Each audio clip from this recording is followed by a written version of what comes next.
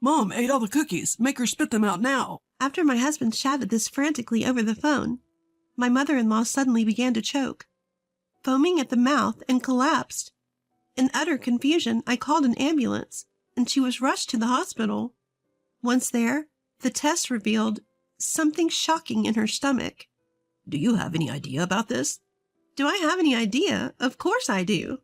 Because what they found was clearly something intended to take my life. My name is Susan, a 32-year-old mystery novelist. I've been married to my husband John for 5 years. However, he's been on assignment in Alaska for the past 6 months. We keep in touch, but he seems so busy that he often doesn't even read my texts. Still, I've been trying to make sure he doesn't feel too lonely, even sending presents with Christmas cards to make him feel less alone. In January, I sent a New Year's card, and in February, I sent Valentine's chocolates. He responded to each with a simple thank you text message. In March, a box of cookies arrived from him, accompanied by a message that read, I enjoyed your Valentine's chocolates. I was so excited when I saw the cookies that I immediately called him. The cookies arrived. Thank you so much. Thank you, too, for the New Year's card and chocolates. I'm sorry I couldn't come home for the holidays.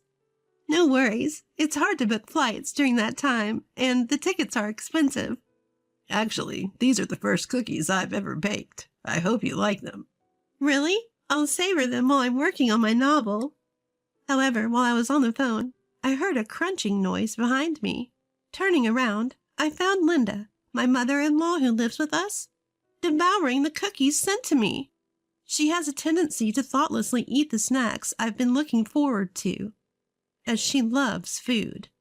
Writing mystery novels requires a lot of brain power. I always look forward to treating myself with some sweets while I'm writing. So I've cautioned mother-in-law several times, but she never changes her ways. Before we knew it, she had gobbled down all the cookies. Oh! Huh? What's up? You already ate the cookies? I'm sorry. I took my eyes off for a second, and mother-in-law ate them all. What? Mom ate all the cookies I sent? Make her throw them up now. Why should I?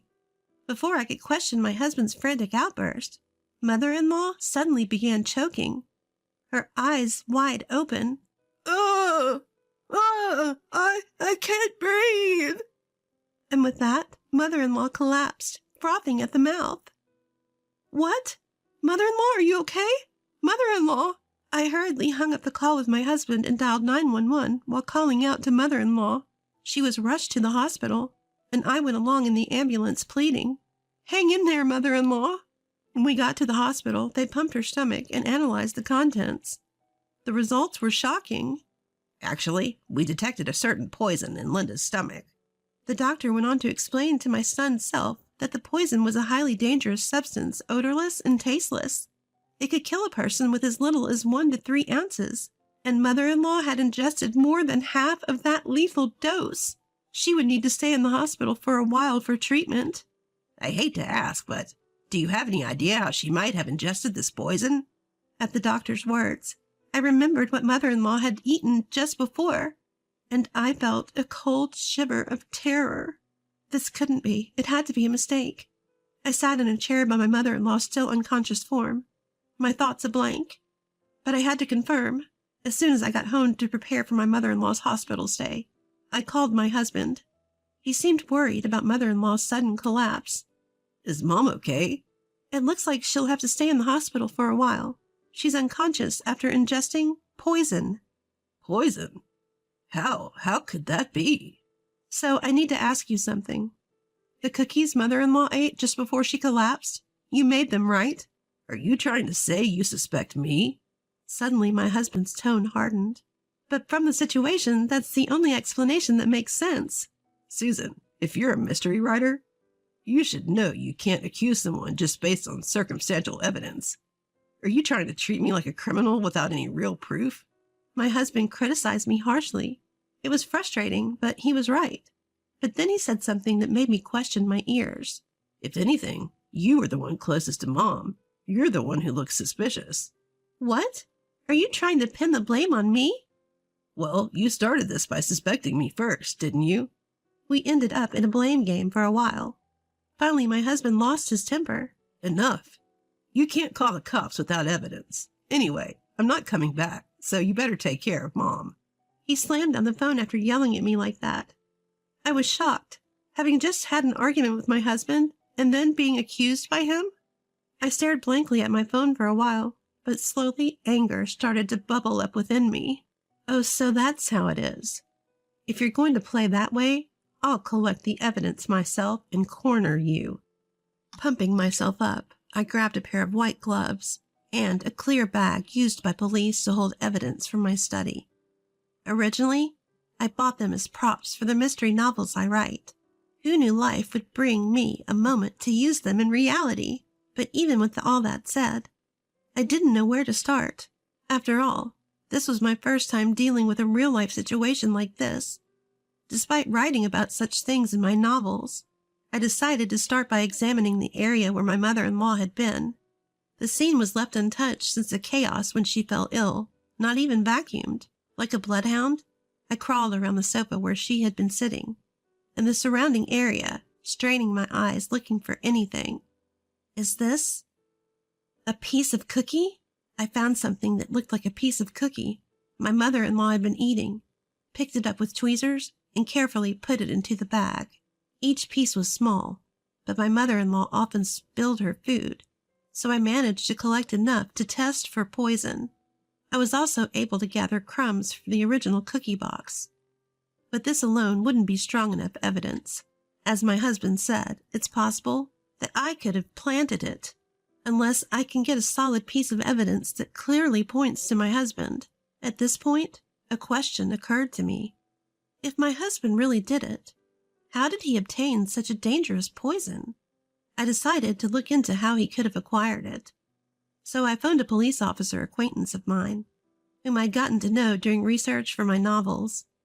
As I listened to the police officer's explanation and took notes, I reached a certain possibility. Although I had hoped it wasn't the case, that's what it was. In fact, I had been recording all of my conversations with my editor to refer back to later. I had a hunch about my husband's behavior, so I played back our past conversations, and my suspicions were confirmed. That's right. He no longer loves me. I loved my husband. I never missed giving him presents on occasions like Christmas, New Year's Day, and Valentine's Day, and always kept in touch regularly. But his heart was already moving away from me, realizing that he might even harbor ill will towards me. Tears involuntarily streamed down my cheeks. But crying alone doesn't solve anything. I called my mom, explained the situation, and asked her to take care of my mother-in-law, then hastily booked a flight and a hotel to Alaska, keeping it a secret from my husband. Once there, I staked out the apartment where my husband lived alone. Alaska in March was still covered with snow. I layered a heavy sweater under my down jacket, and, shaking from the cold, I watched my husband. When he left, I carefully followed him, camera in hand, making sure not to be noticed. This was purely my determination and stubbornness. Nevertheless, after a few days, I had collected all the necessary evidence. Now it was time to corner my husband. I stood in front of my husband's apartment and rang the doorbell. Hey, what? Susan, what are you doing here? Hello, John. It's been a while since we've met face to face. With a grin, I casually said, Standing around in the entryway is no good. Let's talk inside. And I made my way into my husband's room. So what brings you here?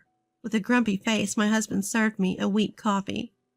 It was his roundabout way of asking me to leave. Oh, is it so inconvenient for a wife to visit her husband? That's not exactly what I meant. You don't have to lie. You have a date with another woman after this, don't you? My husband, who was in the middle of sipping his coffee, spit it out in surprise, coughing violently. Oh, did you come all the way to Alaska just to say that? Of course not. I have something more important to discuss. I want us to get a divorce. Please, sign the papers. Whoa. You're still holding a grudge over our argument about Mom? You need to stop with your delusions. While staring at the divorce papers I handed him, my husband expressed disbelief, but there was a look of panic on his face, and he was breaking out in a cold sweat. If you're saying I did it, then show me the evidence. The cookie is inside Mom's stomach. I bet nothing's left. I thought you might say that, so I've gathered some evidence. I'm not so reckless as to fly over here for $500 one way without proof. I first showed him a fragment of a cookie in a clear bag. First, a piece of the cookie you sent. It's enough to detect poison. Even if poison was found in my mother-in-law's stomach, it doesn't necessarily mean the cookie was the cause, so we'll examine this. But like I said before, there's a chance you put poison in, Susan. I asked a police officer friend about the poison, and it's not something easily obtained. It's not something a layperson can get through normal channels. It would have to be from a specialized pharmacy. That makes it even less likely to be me. I don't work for a pharmaceutical company, and I'm not a pharmacist. My husband slammed his palm on the table to try and intimidate me and end the conversation, but I calmly continued. That's why I thought there might be an accomplice. You seem quite close with this girl, don't you? I presented the next piece of evidence, a photograph. It was a snapshot I had taken while tailing my husband. Seeing it, his face twisted in shock. In the photo was a woman clinging to my husband's arm in a very intimate manner, and my husband had his arm around her waist. Her name is Anne.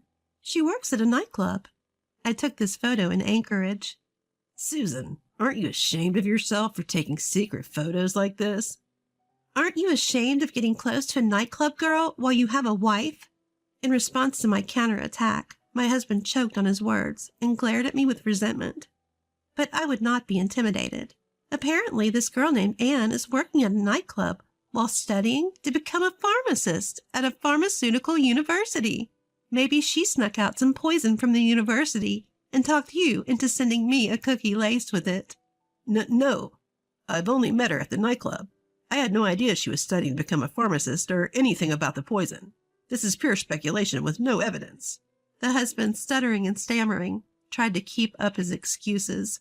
I sighed and pulled out my mobile phone. You know, I think you value her more than me. Sorry, but I have proof. Turning the volume all the way up, I began to play a recorded call between my husband and me. The call should have been coming from his room, yet the faint sound of a shower running and a woman's voice calling, "John, come join me," could be heard in the background. Even for me, it was so faint that I wouldn't notice unless the volume was turned all the way up. Well, your claim of only ever meeting her at the nightclub is clearly a lie. If I dig deeper into the voice, I can find out who it belongs to. Okay, I get it. I cheated. So what?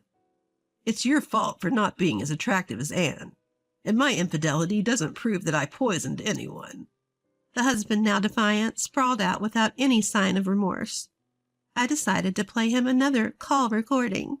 Just before my mother-in-law collapsed, my husband could be clearly heard saying, "Did Mom eat all the cookies I made? Make her throw up immediately." "Can you explain why you said that if you knew nothing about it?" My husband bowed his head. Turning pale, he started to speak in a strained voice. "Susan, how much do you know?" "I'm guessing that you targeted my life because of the royalties from the novels I've written so far." At that, my husband took a sharp breath, presumably because I'd hit the nail on the head. Royalties are given to the copyright holder, and upon their death, the copyright can be inherited by their family. And copyright, the very thing that provides these royalties, can be inherited by the family once the holder passes away. So he must have been picturing himself living it up with his mistress on those royalties he'd inherit. "Please, forgive me. I did it because she told me to." "Oh, really? There's no sign of her having any dirt on you. Are you blaming others again?" "I thought I hadn't left any evidence. Please, I'm begging you, don't divorce me." "Do you think I can go on living with a man who's trying to kill me?" "How would you feel in my position? Either way, I have no intention of forgiving you." I slammed the divorce papers on the table. "Come on, let's get this over with." Just because I'm begging doesn't mean you can get cocky." Enraged, my husband grabbed me by the collar with both hands and tried to throw me to the ground. But then, "That's enough." the police officers I'd called beforehand burst into the room. I'm glad I called them in advance. You never know what could happen when you're alone. In the end, my husband was arrested. I submitted all the evidence to the police, and right there, I made my husband write up the divorce papers. I had him cover all the hotel and flight expenses to and fro, and then I just breezily went home. The very next day, his mistress was arrested as an accomplice, and the two of them are now comfortably inside a jail cell together. Of course, I demanded a divorce settlement from the two of them, and once I receive it, everything will be wrapped up. Afterwards, I told my mother-in-law, who had been discharged from the hospital, the truth about what happened, and said our goodbyes. I moved to a new apartment, and then, a year later, when I used this experience as a plot for a mystery novel and published it, it surprisingly became a huge hit.